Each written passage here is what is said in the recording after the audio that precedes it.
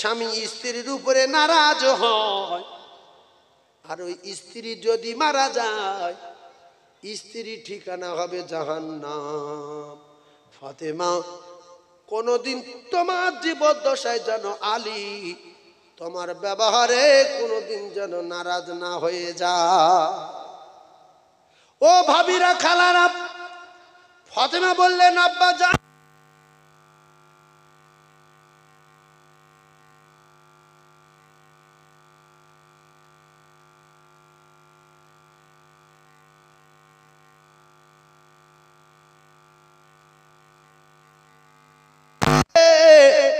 আপনি আপনার জামার উপরে অসন্তুষ্ট হবেন, আর যখন আপনি অসন্তুষ্ট হবেন তখন আপনার জামাই আমার উপরে কষ্ট পাবে। আপনি তো বলেছেন স্ত্রীর দায়িত্ব হলো স্বামীর হক আদায় করা, স্বামীর সম্মান বজায় করা। ও কলিজার টুকরা, খুব ভালো করে বোঝার চেষ্টা করুন। দুটো একটা নির্লজ্জ নারী আছে, জাহান্নামী নারী। স্বামী যদি একগা চড় মারে, কপাল যদি ফুলে যায়, মাথা ফেটে যায়, বাপের কাছে ফোন করে, বড় ভাইয়ের কাছে ফোন করে, গ্রামের প্রধানের কাছে বলছে জবাই করবো, আমার ভাই ডেকে এসো, এর বুকির ওর পাতুল হাড় ভাঙবো, এসো। আল্লাহ নবী দিন দুনিয়ার বাচ্চার বেটি জান্নাতের রানী বললেন, জান্নাতের রানী বললেন, আব্বা আপনি আপনার জামার উপরে কষ্ট পাবেন, সেজন্য আমি বাইরে বার হতে পারি না। আর কিছু কিছু জান্নাতি ভাবি আছে, এরা স্বামীর সম্মান রক্ষা করার জন্য যদি স্বামী ধাক্কা মেরে ফেলে দেয়, দেয়ালে লেগে মাথা ফুলে যায়। সেদিন তার বাপ আর ভাই এসেছিল, কোথাও যাচ্ছিল, হঠাৎ করে বাড়ির ভিতরে ঢুকলো, মেয়ের সঙ্গে দেখা করে যাই। মেয়ে তো ফোন করেনি, কারোর সঙ্গে বলিনি। আব্বা বলছে, মা তোর কপালটা ফুলে গেছে কেন? মেয়ে বলছে, স্বামী গো। মেয়ে বলছে, আব্বা গো কপাল ফুলে গেছে, আমি স্লিপকে কলে পড়ে গেছি, বারান্দায় বেড়াতে গিয়ে পড়ে গেছি, কিংবা মাথাটা দেয়ালে লেগেছে। অন্য কিছু ভাববেন না যে আমার স্বামী মেরেছে, না, আমার স্বামী আমার মারিনি। এখন এই কথা যখন নিজের বাপের সঙ্গে বলেছে, স্বামীর মহাব্বত স্ত্রীর উপরে বেড়েছে না কমেছে? এই কথা বলে, বেড়েছে। ও ভাবিরা, শুনে রেখে দেন, এখনো কিছু ভাবি আছে, তারা স্বামীর কষ্ট দুঃখ দিতে চায় না, বরং স্বামী যদি মারে তো বলে পড়ে গেছি। স্বামী যদি ছেঁড়া কাপড় পরিয়ে রাখে বলে, মা আজকের নতুন কাপড়গুলো ধুইব বলে পুরাতন কাপড়টা পরে নিয়েছি। আমার চলাফেরায় কথার দ্বারা যেন আমার স্বামী দুঃখ না পায়। ও ভাবিরা, যদি নির্লজ্জ যারা উঠে দাঁড়ায়, মুখু জাতির কলঙ্ক, তুমি তোমার পেটে ধরা মায়ের দেখে কেন উঠে দাঁড়াও না?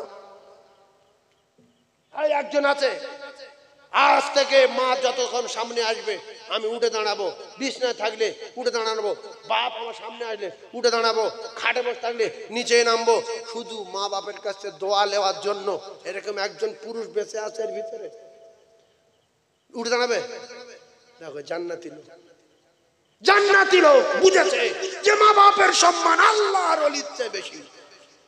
তার সন্তানের কাছে মা বাপের সেবা করা, মা বাপের খিদমত করা আমার আল্লাহ ফরজ করে দিয়েছে। আর শুনছেন, একটা মেনে নেয়, ভগ্নুমবাজি করার জায়গা না, কিয়ামত পর্যন্ত ক্যাসেট গুলো চলবে, মেনে নেয়। তাহলে বুড়ো বুড়ি বাদ দিলে খুব সুবিধা হবে না বিপদ বাড়বে? যে ছেলে মা বাপকে আলাদা করে দিয়েছ, কাল সকালবেলা 10 টাকাতে টেপ কিনে বুড়ো আঙুল মেরে 1 সপ্তাহ ঘরো।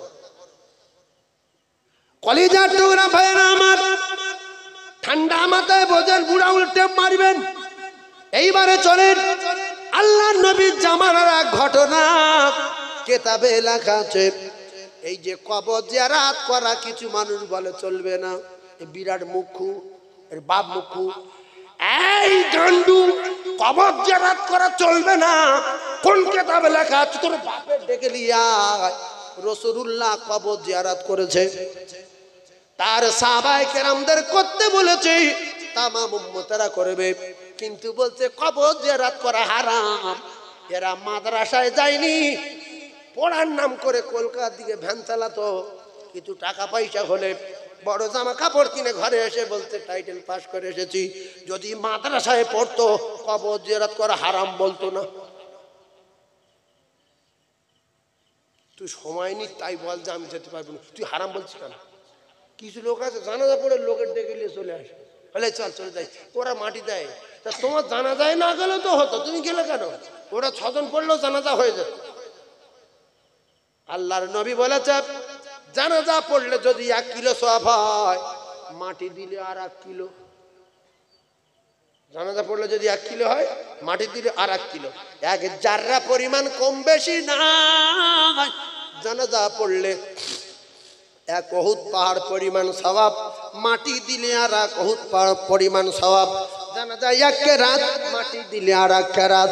কিন্তু অনেক মৌলবি দেখা গেছে জানাজা পড়ে পালায়, মাটি দেয় না।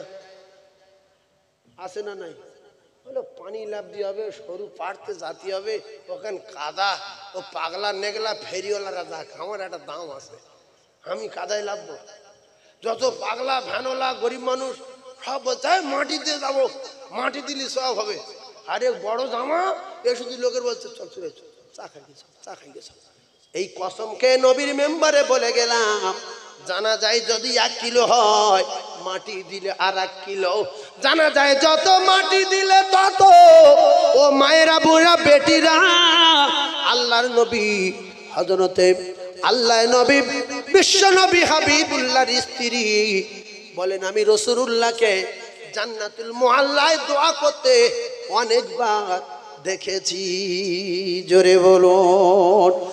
খুব ঠান্ডা মাথায় শোনেন, মা খাদিজার কবরের কাছে আল্লাহর নবী দাঁড়িয়েছে। এই মুসলমানেরা, আর কিছু জাতির কলঙ্ক আছে, কবর দিয়ে কবর তালকিন করার জন্য কেউ যদি দাঁড়ায়, আর একজন লোক বলে ভণ্ড, আসলে শুনেছে জানে না, তাই এই সারা জীবনের কপালে আগুন লাগবে। এ মুখ লিডার বলে কবর জিয়ারত চলবে না। আল্লাহর নবী হযরতে আবু যার গিফারীকে নিয়ে আনসারীদের কবর জিয়ারত করার জন্য রওনা।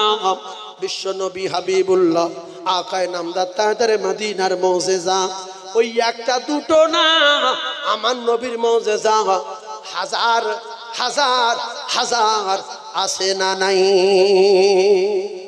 ঈসা নবী যদি কবর থেকে মানুষ তুলতে পারে, আমার নবী তো ঈসা নবীর চেয়ে বড়, পাওয়ার বেশি, আমার নবী তুলতে পারে না? পারে না? জোরে বলেন। এই প্রশ্ন হয়েছিল একদিন।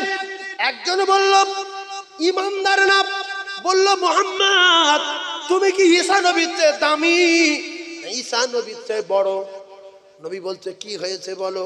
বলছে ঈসা নবী যদি কবর থেকে মানুষ তুলতে পারে, তুমি যদি ঈসা নবীর চেয়ে বড় হও, তোমার তুলে দেখাতে হবে। আমি কলমা পড়ব।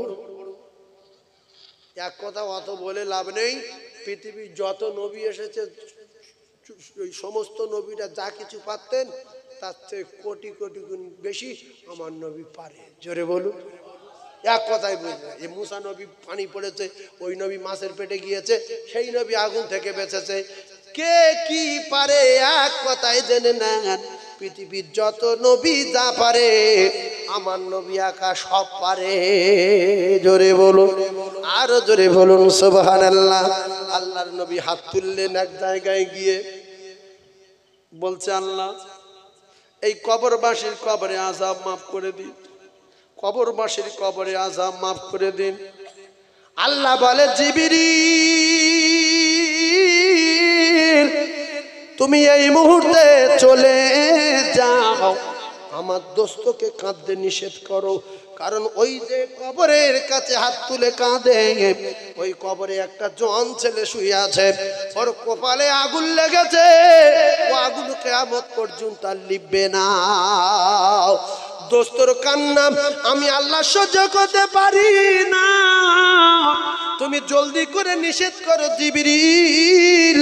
আল্লাহর জিবরিল এসে বললেন ইয়া রাসূলুল্লাহ আপনি কাঁদবেন না, কাঁদবেন না, ও আগুন জ্বলবে।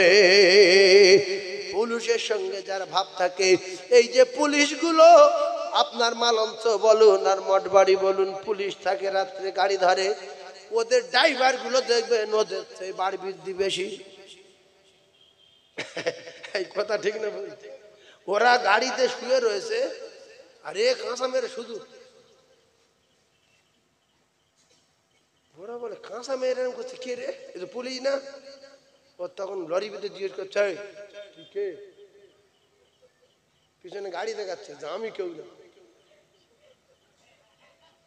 ওরা তখন বুঝতে পেরেছে পুলিশের লোক, তাহলে টাকা দিতে হবে, না দিলে এক্ষুনি পুলিশ গাড়ি ছুটবে পিছনে।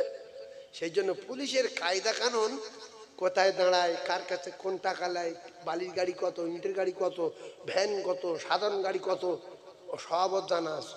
ও পুলিশ না হলো সব জানা আছে না নাই? তো আমাদের পুলিশ দেখলে যতটা ভয় লাগে, ড্রাইভারের কিন্তু অতটা ভয় লাগে না, কোনো ব্যাপার না। স্যার এদিকে, আর আমরা বলি ভাই এদিকে বলবো, স্যার একটা কথা বলবো, ভয়তে জড়ো সড়ো মেরে। তো আল্লাহ যেটা না বলে হ্যাঁ কি করলে হয়, সেটা আল্লাহর নবী জানে। আর পুলিশ যেটা না বলে সেটা কি করলে হ্যাঁ হয়, সেটা ড্রাইভার জানে। এই গাড়ি কতদিন ছেড়ে দেবে, আমরা তো ভেবে মাথা খারাপ। ফার্স্টে বলছে 1.5 লাখ টাকা দে, এই মোটর সাইকেল ধরে বলছে 700 টাকার খেয়ে দেবো, শেষ বেশ 20 টাকা দিয়ে ছেড়ে দেবে। আর ধরলে ফাঁসাবে, হয় বলবে জোরে চালাচ্ছিলিস, আর নাই বলবে বুট কই। এই জন্য চিল পড়লে মুরগির বাচ্চা যদি না পায়, পায়ের দিকে লক্ষ্য করে দেখবেন কুটি আছে, আছে না? ওরা ধরলে 10 টাকা দিতে হবে। ভাইজান আমার, আল্লাহ নবী নিষেধ করলো কে? শুনছে দেখ মানুষ, ফুলু নাকি আল্লাহ নবী নিষেধ করছে? আল্লাহ নিষেধ করেনি যে জিবরিল বলছে দোস্ত যেন কাঁদে না, আমার সহ্য হয় না, তুমি নিষেধ করো আগুন জ্বলবে। একটু পুলিশ গেল বলেছি, আল্লাহ নবী পুলিশ, কোন পুলিশ নবীর কাছে পারবে? ভাইজান আমার, বাবাদের আল্লাহর নবী যখন আমার আল্লাহর নবীর কাছে জিবরিল বললেন, ইয়া রাসূলুল্লাহ কাঁদবেন না, আমার আল্লাহ নিষেধ করেছে হবে না। এখন নিষেধ করেছে আল্লাহ, তার দোস্তর বলছে হবে না।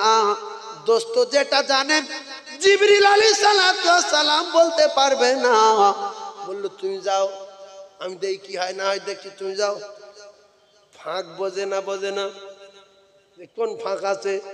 আবু জার গেফারিকে নবী বললেন, আবু জার রে, আল্লাহ আমার নিষেধ করেছে তো কি হয়েছে, কায়দা আমার জানা আছে, আমি যাবো না। কি কায়দা? আল্লাহর নবী বললেন, আবু জার গেফারি, এই জন ছেলেটার হয় মা আর নাই বাপ, দুটোর একটা কেউ বেঁচে আছে কি খবর লাগাও দেখি আগুন কি করে জ্বলে। এই সুবহানাল্লাহ বলেন, আরো জোরে বলে। হযরতে আবু যার গেফারি রাদিয়াল্লাহু তাআলা দৌড়ে চলে গেলেন গ্রামে। খুঁজে খুঁজে খুঁজে খুঁজে খবর পাওয়া গেল এই যুবকের আব্বা দুনিয়ায় নাই, বেঁচে আছে রে গর্ভধারীর মা, জনম দুঃখী নারী ছেঁড়া মা, কিন্তু চলতে হাঁটতে তেমন পারে না। আল্লাহর নবীর কাছে এসে বললেন, নবী বললেন, আবু যার গেফারি, ওই যুবকের মা বেঁচে আছে, বৃদ্ধা হয়ে গেছে? বলে হ্যাঁ। বলছে মাকে ডাকো। মাকে ডাকা হলো। রসুল বললেন, মা এই যে কবরটা দেখা যাচ্ছে কার? বলছে, ইয়া রাসূলুল্লাহ, ওইটা আমার কলিজার টুকরা বেটার কবর, আমি পেটে ধরা মা। নবী বললেন, মা এই যুবকের কবরে আগুন জ্বলছে, আমি রাসূলুল্লাহ কথা দিলাম মা, তুমি যদি হাত তুলে কাঁদো আমার আল্লাহ তোমার বেটার কবরে আগুন নিভিয়ে দেবে। জোরে বলো, খুব ভালো করে বাজেন, খুব ভালো করে বাজেন। আল্লাহ নবী বললেন, মা তুমি যদি হাত তুলে কাঁদো মা, আল্লাহ তোমার বেটার কবরে আগুন নিভিয়ে দেবে। বুড়ি মা বললেন, ইয়া রাসূলুল্লাহ আপনি কাঁদেন, কিন্তু নবী কেঁদেছে, বুড়ি জানে না। নবীকে বললেন আপনি কাঁদেন, নবী বললেন বুড়িমা আমি কাঁদবো না। আপনি কাঁদেন। বুড়িমা বলল আমি কাঁদবো না। বলছে ছেলের কবরে আগুন জ্বলছে। বুড়ি বলছে আমি জানি। নবী অবাক হয়ে গেলে, কলিজার টুকরা বেটার কবরে আগুন জ্বললে মা কেন হাত তোলে না? মায়ের কলিজায় এমন একটা মেশিন বসানো আছে, বাচ্চা সামদেশে থাক সিরিয়ার জমিনে থাক, বাচ্চা যদি কোনো বিপদে পড়ে যায় বিনা ফোনে বিনা তারে সবার আগে আমার আল্লাহ মায়ের কলিজায় খবর দিয়ে দেয়। জোরে বলো, আরো জোরে বলুন সুবহানাল্লাহ। ও রাসূল প্রেমিকেরা, বিশ্বনবী হাবিবুল্লাহ বলেন মা তুমি হাত তোলো। বলে হবে না। বলে কেন মা? মায়ের কলিজায় তো আল্লাহ অনেক দয়া দিয়েছে, বাচ্চার কবরে আগুন জ্বললে মা কেন হাত তুলবে না? বুড়ি বলছে আমি গেলাম, আপনি দোয়া চান। আপনি দোয়া চান, ওই যে আগুন জ্বলছে নিভবে না, আপনি দোয়া চান না, নেবানো যাবে না, আগুন নিভবে না। নবী বললেন মা তুমি একবার হাত তোলো দেখি আগুন নেবে কিনা। মা বলে হবে না। রাসূল বলে একবার হাত তুলে তো দেখো না। বুড়ি বললেন না আমি গেলাম। নবী বললেন মা একটা কথা কি বলে যাবে? বাচ্চার কবরে আগুন জ্বললে মা কেন হাত তুলবে না? বুড়ি বললেন ইয়া রাসূলুল্লাহ ইয়া হাবিবাল্লাহ, আমি বুড়ি মা ঠিক মতো কাজ করতে পারি না বলে, ঠিক মতো চলাফেরা করতে পারি না। আমার এই ছেলে একদিন আমার লাঠি দিয়ে পেটাচ্ছে ইয়া রাসূলুল্লাহ, হাতে ধরি ছাড়ে না, পায়ে ধরি ছাড়ে না, এত পেটা পিটিয়েছে আমার টোটাল বডি ঝাঁঝরা করে দিয়েছে ইয়া রাসূলুল্লাহ। আমি কোন রাজা বাদশার কাছে বিচার দেইনি, আমি আসমানের মালিকের কাছে বলেছি মালিক আমি যারা 10 মাস 10 দিন পেটে ধরেছি, কত আচার পাচার খেয়েছি প্রসবকালে, ওগো মালিক আমার ঝাঁঝরা করে দিয়েছে, আমার বাচ্চার আমার আগে মৃত্যু দেন, আমি ওর কবরটা দেখব, ওর কবরটা দেখব, মৃত্যু দেন। আল্লাহ মায়ের দোয়া নেবেন না, নেবেন না। আল্লাহ ওই যুবকের মৃত্যু দিল। মা খুশিতে বাগ বাগ হয়ে গেল। ওর কবরের পরে ইয়া রাসূলুল্লাহ আমার এত যন্ত্রণা জ্বালা হচ্ছিল, লাঠি লাগাতে হাড় ভাঙা যন্ত্রণা। আমি আবার মালিককে বললাম মালিক আমার কথা মতো মৃত্যু দিলে আমি নারী ছেড়া মা, আমার বিরাট যন্ত্রণা হচ্ছে, আমি চলতে পারি না, আমার বাচ্চার কবরে আগুন জ্বালিয়ে দিন, ওই আগুন যেন কিয়ামত পর্যন্ত নিভে না যায়। আল্লাহর নবী শুনে চোখের পানি জারি হয়ে যায়। নবী বললেন আবু যার গেফারি আমি যে কবরে হাত তুলেছি রে আবু যার, এই কবরে জনম দুঃখী পেটে ধরা মা তালা মেরে রেখেছে, এই তালা কিয়ামত পর্যন্ত কেউ খুলতে পারবে না, যদি খুলতে পারে একমাত্র গর্ভধারিণী মা। এই কপাল ফাটারা বাপের বেটা মুক্তু যারা মা বাপকে শাস্তি দেয় তারা, বাপের বেটা গান্ডু যারা মা বাপকে শাস্তি দেয় তারা ঠান্ডা মাথায় বোঝে। আল্লাহর নবী দিন দুনিয়ার বাদশাহ বললেন মা শরীরে প্রচন্ড যন্ত্রণা, বলে হ্যাঁ। হাঁটা চলা তেমন করতে পারো না, বলে না। তাহলে আগুন জ্বলবে চলে যাবে, বলে হ্যাঁ আমি চলে যাব।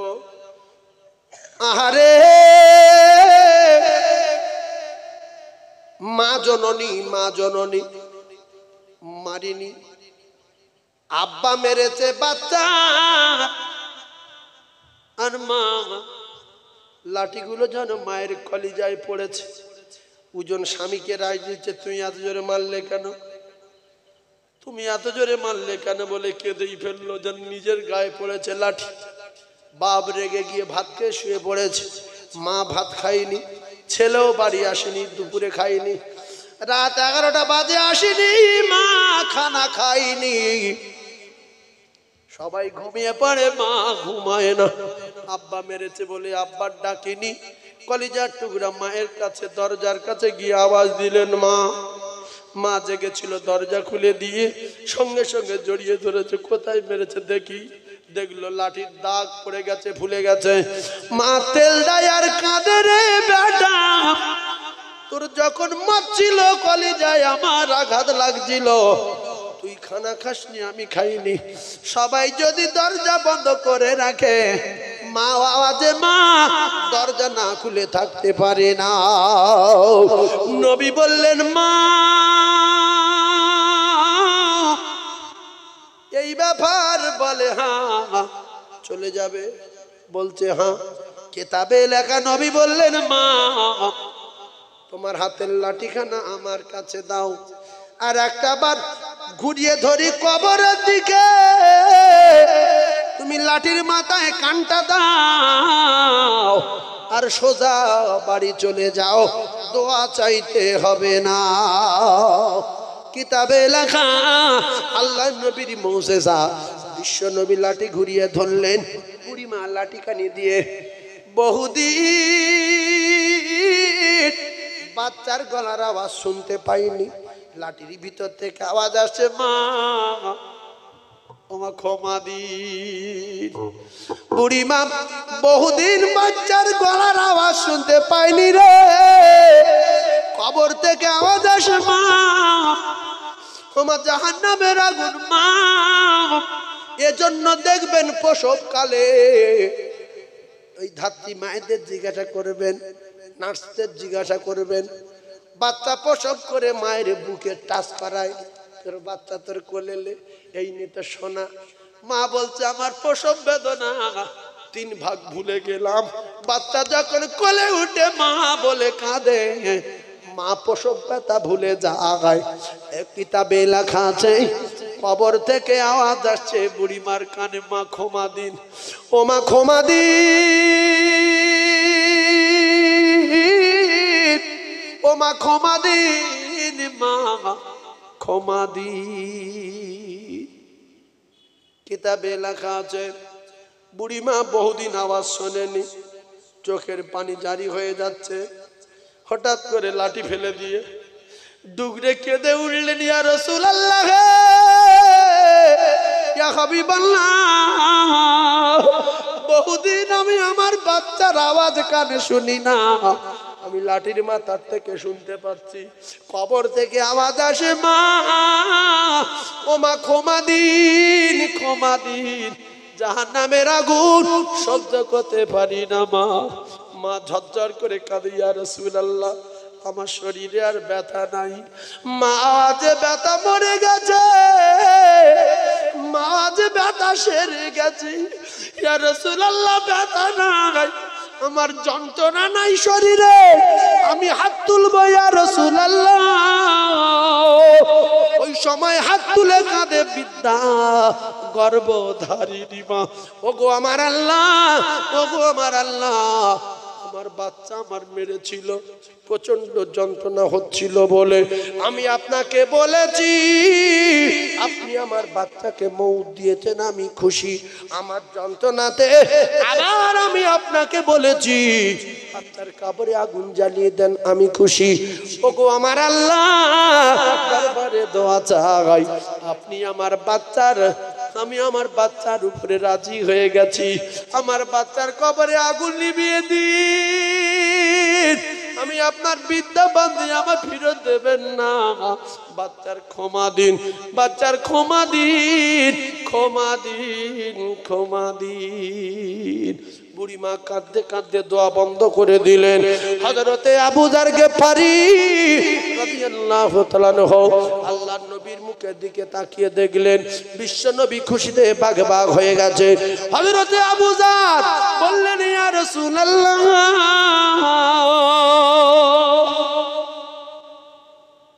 দীর্ঘ সময় ধরে আপনার মনটা মরা মতো দেখছিলাম, এখন দেখি খুশিতে বাগে বাগ ব্যাপারটা কি জানতে চাই।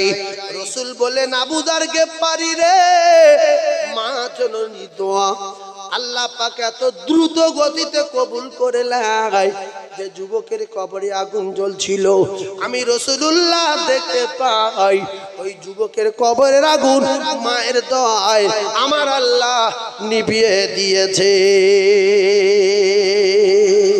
পৃথিবীর এক নাম্বার ওলি, এক নাম্বার পীর আপনার জন্মদাতা পিতা আর গর্ভধারিণী মা। তাই মা বাপকে বসে থাকতে দেখলে, আপনি যখন বসে থাকবেন মা বাপকে যদি দেখতে পান, উঠে দাঁড়াবেন, গামছা বিছিয়ে দেবেন, জামা বিছিয়ে দেবেন, জীবনের চেয়ে বেশি খিদমত করবেন, খুশি হবে আল্লাহ। আর এটা আল্লাহর কোরআনের বিধান, মা বাপের খিদমত করা ফরজ।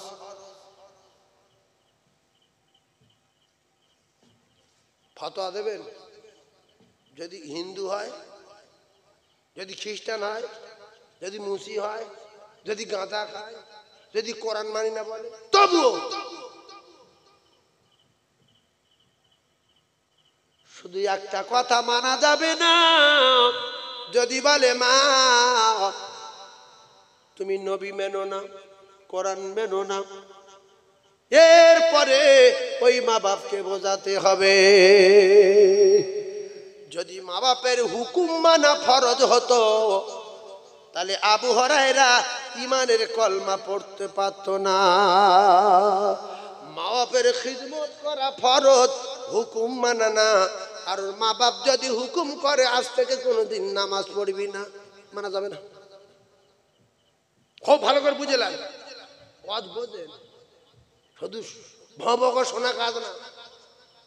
হুকুম মানা ফরজ, খিদমত করা ফরজ। ভাইজান আমার, মায়েরা তো পাওয়ার আল্লাহ দিয়েছে, মা জননীর দাপট কত একটুখানি শুনেলেন। উচ্চ স্বরে একবার তাকবীরে ধ্বনি দেন, নারে তাকবীর। সবাই বলেন, পোলপাড়া তো গোশ খাইলেছেন, হদ্দ গোশ, প্রত্যেক আত্মীয়র বাড়ি গোশ। জোরে তাকবীর দেন, নারে তাকবীর। সবাই বলেন নারে তাকবীর। আল্লাহু আকবার যে বলছে না, এর বিচার কোথায় হবে? কিয়ামতের মাঠে। কি হবে? তখন আপনি বুঝতে পারবেন যে যে সময়টা আমার আল্লাহু আকবার বলতে বলেছিল, সেই সময়টা চুপ করেছিলাম। কসম খেয়ে নবীর মেম্বারে বসে বলছি, যতদিন বেঁচে থাকবেন এই সময়টার ফিরিয়ে আনা যাবে না। আপনি পৌঁছতে যাবেন, হয়তো ভাবছেন যে আমার এত টাকা পয়সা, দুটো তিনটে মোটর সাইকেল, ফের আল্লাহু আকবার বলবো? ও পাগলা পাগলা লোক বলবে। এই জন্য মসজিদে দেখবেন অধিকাংশ গরিব লোক নামাজ পড়তে যায়। একটা প্রধান, একটা এমএলএ, একটা এমপি, একটা লয়ার, একটা জজ, একটা উকিল, একটা প্রফেসর, এদের পাবেন। এরা অধিকাংশ 100-এর ভিতরে 95 জন ভাবে যে এত লেখাপড়া শিখে এত বড় পদ পেয়ে মাসে 1-1.5 কোটি টাকা ইনকাম, ফের নামাজ কি? কিন্তু ওদের বেশি আল্লাহর হুকুম মানার দরকার ছিল। যে সব কিছু সম্মান দিয়েছে আল্লাহ, সব কিছুর মালিক আমার আল্লাহ, সে আল্লাহ যত হুকুম আদায় করব আল্লাহ তত আরো আমার সম্মান বাড়িয়ে দেবে। এই জন্য মসজিদে গিয়ে দেখবেন 3 ভাগ পাগলা নেগলা লোক, 8-10টা ভ্যানওয়ালা, 3-4টে সবজি বাড়ি, আর 2টো জল করার মালিক, 3টে ভাড়ায় কাজ করা লোক। কিন্তু ভাড়ার মালিক খুব কম আসে না? হ্যাঁ, যাদের অনেক টাকা তাদের সময়ের দাম বিরাট। এই জলসা শোনে কারা? পাগলা নেগলা লোক, গরিব লোক, অ্যাডভেস্টারের বাড়ি।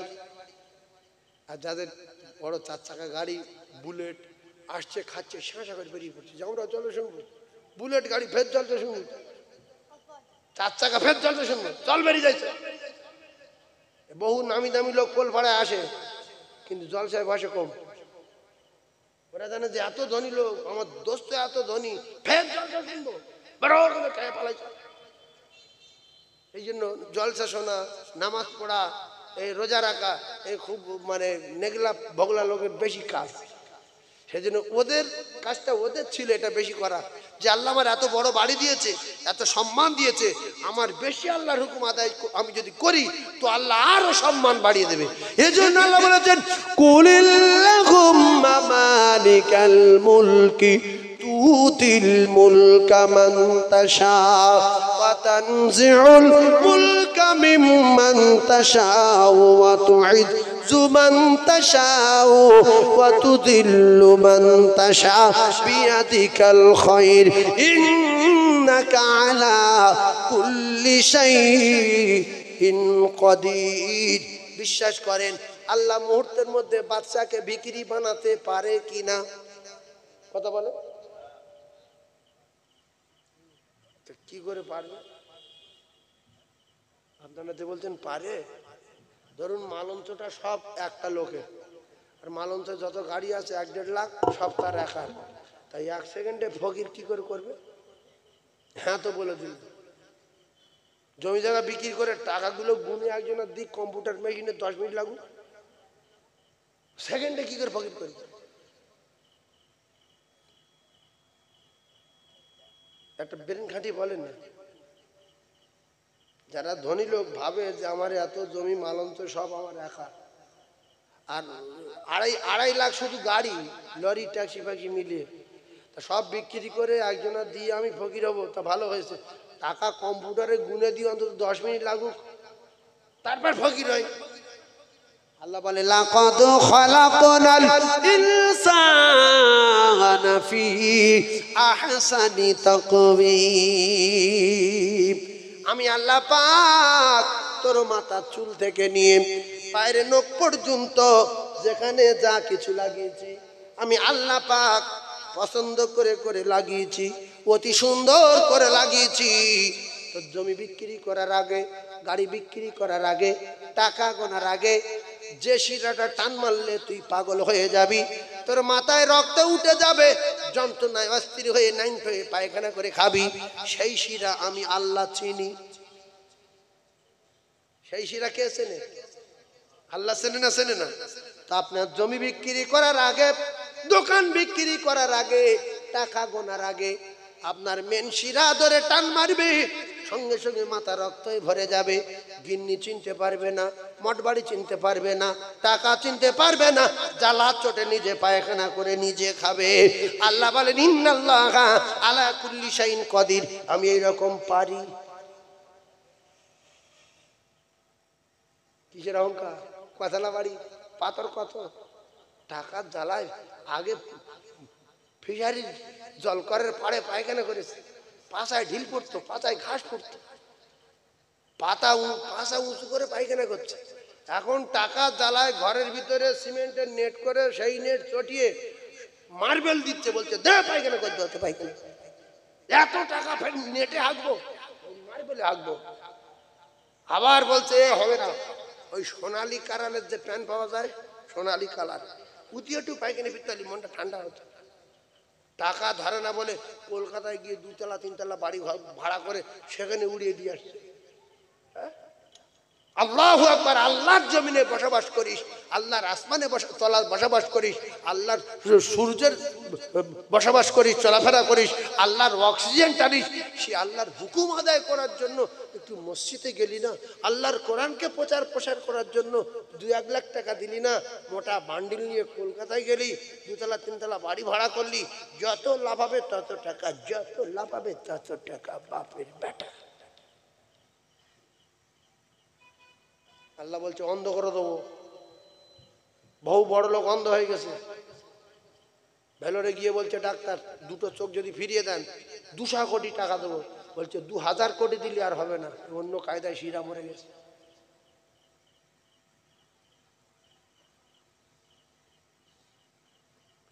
সেই জন্য আপনাদের যাদের জমি জায়গা আছে ওয়াজ শুনেলেন, কোরআন শরীফ যদি সত্য মনে হয়, আল্লাহ পাকের রসুল বলছে, আমার আল্লাহ পাক নিজেই বলছে যে কোরআনের কারখানার জন্য যে 1টা টাকা দেয়, আমি আল্লাহ পাক তার প্রত্যেক টাকায় 10 টাকা করে ফেরত দেই। সুবহানাল্লাহ বলে। আর আল্লাহ রসুল বললেন যারা দেবে আমার ঘরে, আমি আল্লাহর নবী বলছি, আমার আল্লাহ তাদের দোস্ত হয়ে যাবে। জোরে বলুন। নবী কোনোদিন চাঁদা তুলেছ কি?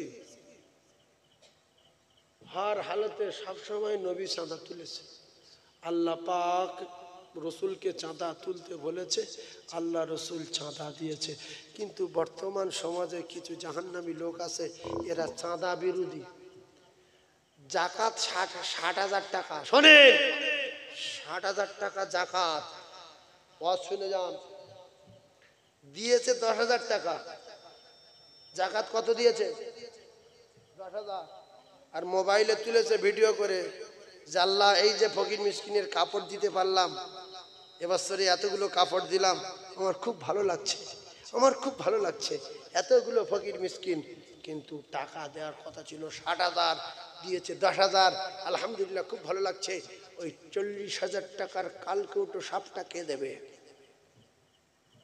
ওই যে ৫০,০০০ টাকা তুমি দাওনি আল্লাহর কসম ওটা তোমার মাল তোমার কাল সাপ হবে তোমার শুধু কপালে চপল মারবে যে আমি তোর মাল আজ তোর কপালে আগুন জ্বালাবো ১০০-এর ভিতরে ৯০টা মুসলমান ধনী লোক জাকাত দেয় না যদিও দেয় ১০ লাখ টাকা জাকাত হলে ২৫,০০০ দেয় ১ লাখ দেয় দিয়ে ঘাম দেখায় এবছরে প্রচন্ড শাড়ি দিলাম এবছরে বহু ফকিরকে দিলাম আলহামদুলিল্লাহ আমার খুব ভালো লাগছে আল্লাহু আলিমুম বিজাতিস সুদূর না বলা কথা বুঝতে পারেন যিনি তিনি হলেন আমার আল্লাহ এবছরে ৪টে ছেলে পাগড়ি পেয়েছে আপনাদের কি ভালো লাগলো না দোয়া কুনুত জানি না সূরা ফাতিহা সই জানি না আজকের পোলপাড়া মাদ্রাসার ১০টা ছেলে কোরআনের পাগড়ি পেল আমাদের কি ভালো লাগে না যার ভালো লাগে তাকবীর দিয়ে দেখান নারে তাকবীর কিছু লোকের ভালো লাগে না কিছু বলেনি বিচার আল্লাহ করবে তাকবীর দেন নারে তাকবীর যাদের কোরআনের হাফেজদের থেকে ভালো লেগেছে তাকবীর দেন নারে তাকবীর নারে তাকবীর আল কোরআনের আলো জোরে বলেন আল হাদিসের আলো নারে তাকবীর একবার কলমা পড়েন লা ইলাহা ভক্তি করে পড়েন লা ইলাহা লা ইলাহা ইল্লাল্লাহ মুহাম্মাদুর রাসূলুল্লাহ সুবহানাল্লাহ ওয়ালহামদুলিল্লাহ লা ইলাহা ইল্লাল্লাহ লা ইলাহা ইল্লাল্লাহ মুহাম্মাদুর রাসূলুল্লাহ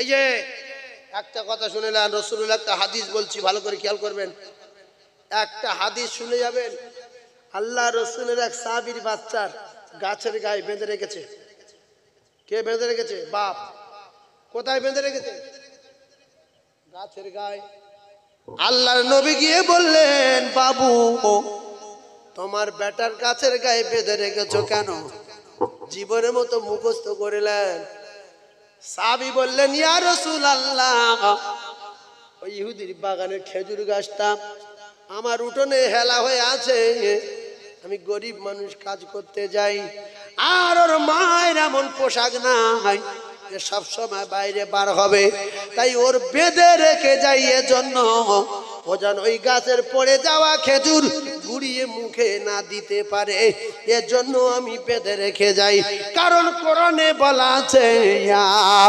আইয়ুহাল্লাযীনা আমানু কু আনফুসাকুম ওয়া আহলিকুম নারা এই মুসলমান ইমানদার তুই নিজে বাঁচ আর তোর বেটারে বাঁচা তোর বাপের বাঁচা তোর মায়ের বাঁচা ইয়া রাসূলুল্লাহ হে তাই আমি আমার কলিজার টুকরা বেটার জাহান্নামের আগুন থেকে বাঁচাবো বলে বেঁধে রেখে যাই আল্লাহ রাসূল বলেন লা ইয়াদখুলুল জান্নাতা জাসাদুন গুযিয়া বিল হারাম ওই শরীরটা জাহান্নামে যাবে জান্নাতে যাবে না, যাবে না, যাবে না। যে একটা বাগদা চুরি করে খায়, একটা ভেটকি চুরি করে খায়, যে না বলে ছিপ পেলে চুরি করে খায়, আটল ঝেড়ে খায়, এর কপাল আগুন লাগবে, এর শরীর জাহান্নামে যাবে। লা ইয়াদখুলুল জান্নাতা জাসাদুন গুযিয়া বিল হারাম। যদি বলেন মানি না, আপনার ঠিকানা জাহান্নাম হবে। এখানে কেউ কারোর ফ্রিজের থেকে মাছ চুরি করে খাওয়া লোক আছে? হাত তোলার দরকার নেই। সে ভাবুক, ভেটকি মাছ টাউ টাউ করছিল, ধারে এসে 1.5 কেজি ওজন। কাকা নামাজ পড়ে যাওয়ার সময় দেখতে পেয়ে টুক করে তুলে লেছে, রোমাল জড়িয়ে সোজা বাড়িলে চালিয়ে বলতে এইটা কোট। গিনি বলছে দাও, আল্লাহ তোমার ভালো করুক, এসো কজন মিলে খাই। যে কজন খেয়েছে সব কটা শরীর জাহান্নাম যাবে। যদি জাহান্নামি না হয়, রাসূলের হাদিস মিথ্যা।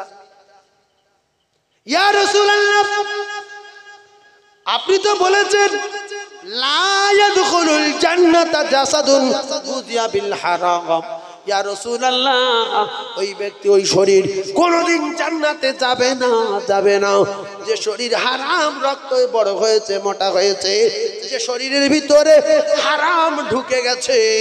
বাপ তাহাজ্জুদ পড়ে, মা তাহাজ্জুদ পড়ে, ভোরের বেলা ঝড় হলো রে, রাস্তার সাইডে নারকেল পড়েছে, আম পড়েছে, ছেলেদের ভোরের বেলা তুলে দিল, চলে যা, দুটো নারকেল পাশ কি দেখ, দুটো আম পাশ কি দেখ, দুপুরবেলা ডাল দিয়ে খাবো, নিদেন খাওয়া খাবো, বংশ শুদ্ধ জাহান্নামে যাব। এই হাদিসে আসে না নাই? ঠান্ডা মাথায় বোঝেন ভাইজান আমার। আল্লাহ নবী দিন দুনিয়ার বাদশার হাদিস একদিকে বললাম, অপরদিকে কোরআন বললাম। ইয়া আইয়ুহাল্লাযীনা আমানু কু আনফুসাকুম ওয়া আহলিকুম নারা। রাসূলুল্লাহর হাদিস হলো লা ইয়াদখুলুল জান্নাতা জাসাদুন গুযিয়া বিল হারাম। এইবার একটা মজার কথা শোনেন। কটা নারী পৃথিবীর 1 নাম্বার সুন্দরী বলেছিলাম? বলেন, বলে দিই। কটা বলেছি?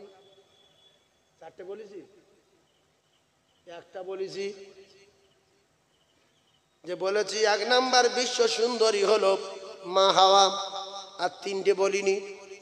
4টে নারী বিশ্ব সুন্দরী, একটার নাম বলেছি। দ্বিতীয় নারীটার নাম হযরতে জান্নাতের রানী ফাতিমা, দ্বিতীয় নারী। আর 3 নাম্বার বিশ্ব সুন্দরীর নাম হযরতে নবী ইব্রাহিম আলাইহিস সালাতু ওয়াস সালামের স্ত্রী, যার নাম হলো সারা। এই প্রথম স্ত্রী সারা বিশ্ব সুন্দরী নাম্বার 3। চতুর্থ নাম্বার বিশ্ব সুন্দরী হলো হযরতে নবী ইউসুফ আলাইহিস সালাতু ওয়াস সালামের স্ত্রী জুলাইখা।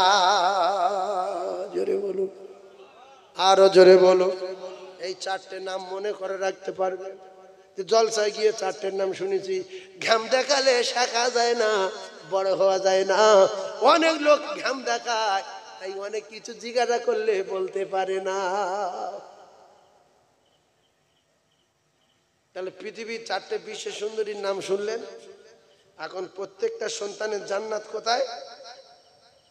জোরে বলেন, তার মায়ের কদমের তলায়। জোরে বলেন, মায়ের কদমের তলায়। ভাইরা আমার, বাবাদিরা, খুব ঠান্ডা মাথায় বোঝেন। আল্লাহ নবী, বিশ্ব নবী হাবিবুল্লাহ আকায়ে নামদার তাদের মদিনার বেটি, পৃথিবীর বিশ্ব সুন্দরী নারীদের ভিতরে একজন বিশ্ব সুন্দরী ফাতিমা। মেরে বসা খাওয়া নাম কেতাবে লেখা রে, হারাম মাল খায় না, চোরের মাল খায় না, চুরি করে খায় না মুসলমান। কত সুন্দর স্বামী দেখেন, পৃথিবীর 1 নাম্বার শক্তিশালী স্বামী, পৃথিবীর বাঘ স্বামী। জীবনে রাস্তায় গিয়ে লরি ছিনতাই করেনি, জীবনের টাকাওয়ালাদের রাস্তায় আটকায়নি। পৃথিবীর যে মানুষটার গায়ে সবচেয়ে ক্ষমতা বেশি, সেই মানুষটার নাম কি? কথা বলে। একজন বলছে হযরত আলী, কেউ কেউ ভাবছে আমার বাপ। দেখেছি তো, বিরাট শক্তিশালী। পৃথিবী যত লোক আছে সব লোক একদিকে, শেরে খোদা আলী একদিকে, হযরত আলীর পাওয়ার বেশি। সুবহানাল্লাহ বলেন।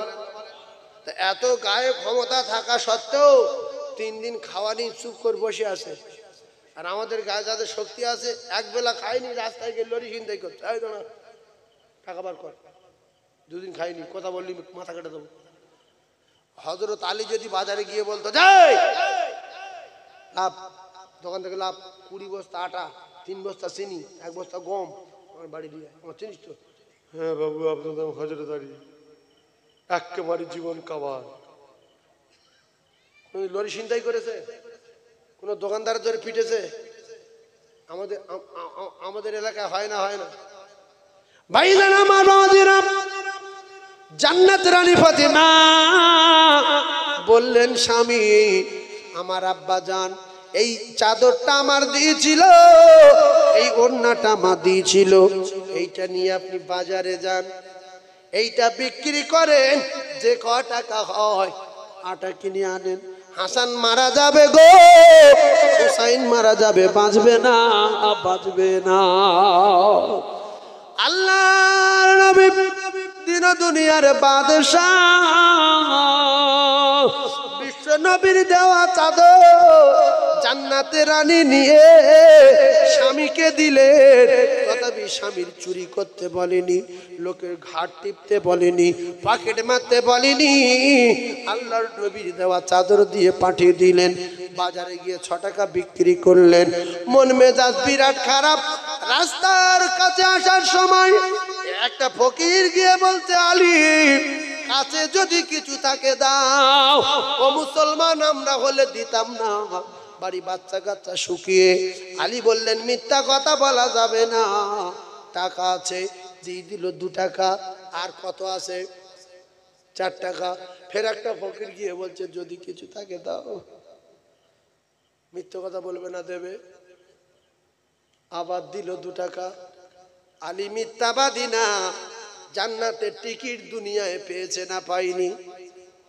আবার একটা ফকির গিয়ে বললে, দাও। নাই বললেন না, বললে, এই লাও। এবার ক টাকা আছে? আমরা বলি, শেষবার যে ফকির চেয়েছে সঙ্গে গুলি করে দিত, যে তুই আমার খবর জানিস? হেই, কার কার টাকা চাইছে? চাইছি আমার কাছে চলে এসছি। আমার বাচ্চা 3 দিন খাইনি, আমার গিন্নি 3 দিন খাইনি, আমি 3 দিন খাইনি। 2টো ফকিরের 4 টাকা দিয়েছি, শেষ বেশ 2 টাকা আছে, ফের বলছি আমি 3 দিন খাইনি, তো তুই খাইনি যে তোর বেঁচে তোর কানে তোর গুলি করে দি। আলী দিয়ে মন মেজাজ খারাপ, চুপচাপ মেরে গেলেন। ওদিক দিয়ে উটওয়ালারা আসছে, বলছে উট কিনবে। হযরত আলী বললেন, আমার পয়সা নাই। উটের মালিকেরা বলছে, আলী তুমি নবীর জামাই, তুমি যদি উট নাও তোমার জন্য ফ্রি, তুমি যদি উট লাও তোমার জন্য বাকি দেব, বাকি। সুবহানাল্লাহ বলেন। বলছে বাকি দেবে? বলছে হ্যাঁ। তা বলছে তাহলে ক টাকা? বলছে বড় উটটা তোমার বাকি দেবো 6 টাকা। আর তুমি তো নবীর জামাই, তুমি নিলেও মিথ্যা কথা বলবে না, টাকা না দিয়ে বাড়ি যেতেও পারবে না। তুমি তো ফাতেমার স্বামী, নবীর জামাই, হাসানের জন্য আব্বা। বলছে সেই জন্য বাকি দেবে? বলছে হ্যাঁ। বলছে লাও, কিন্তু টাকাটা দিয়ে যাও 6 টাকা। বলতো টাকা তো দিয়ে দেবো, এত বড় উট বাজারে গিয়েছে, টার্গেট নিয়েছে, একটু বেশি দাম বলবো, আর যা কম দাম বলুক ছেড়ে দেব। আমার 2-4 টাকা হলে বাচ্চাদের জন্য আটা কিনে নিয়ে যাব। যেরকম গ্রামের লোক গরু হাটে যাওয়ার আগে, গ্রাম থেকে গরু নিয়ে যাওয়ার সময় যে গরুর দাম 10,000 তার বলছে 40,000। ও বাজারে গিয়ে কিন্তু 15,000 টাকায় দেবে, কিন্তু গ্রামের লোকের কাছে বলছে 40 ছাড়া গরু বিক্রি হবে না। ভাইজান আমার, হযরত আলী কাররামাল্লাহু ওয়াজহাহু বাজারে গিয়ে বললেন, উটের দাম 60 টাকা। ক টাকা? 60 টাকা। এখন খরিদ্দার তো কমাবে যে না 30 টাকা লাও বা 20 টাকা লাও। যেই 60 টাকা বলেছে, খরিদ্দার সঙ্গে সঙ্গে 60 টাকা দিয়ে দিয়েছে। জোরে বলুন সুবহানাল্লাহ। খুশি রে খুশিতে বাগে বাগ হয়ে গিয়ে এই 60 টাকা নিয়ে দৌড়ে চলে আসলেন উটওয়ালাদের কাছে। এদের বাকি টাকায় উট কেনা ফিরিয়ে দিল ক টাকা? 6 টাকা। তাহলে আছে কত? 54 টাকা। দান করেছিল ক টাকা? পেয়ে গেছে ক টাকা? 60 টাকা। মানজা আবিল হাসানাতি ফালাহু আশরু আমসালিহা। আল্লাহ বলে 1 টাকা যে দেবে আমি আল্লাহ তার 10 টাকা দেব। এইবারে 54 টাকার মাল কিনে বাড়ি আনছে বিরাট মোট। ভালো করে আজ বুঝবেন। গিন্নি বলছে দাঁড়াও দাঁড়াও। আলী বলছে কেন? বলছে আমি যে চাদর দিয়েছি ওই চাদরের দাম খুব বেশি হলে 5-6 টাকা হবে, কিন্তু আপনি তো 50-60 টাকার মাল আনছেন, কোথায় পেয়েছেন? কোনো গন্ডগোল থাকলে থাকতে পারে, দাঁড়ান।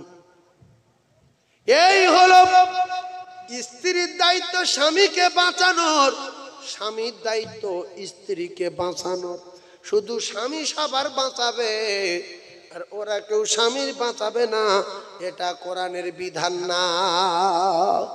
ভাইরা আমার, বাবাজিরা, আল্লাহ নবী দিন দুনিয়ার বাদশাহ বিশ্ব নবী হাবিবুল্লাহ আকায়ে নামদার তাজদার মদিনা ফাতেমার বাড়িতে গেলেন। কে? আমি তোমার আব্বা।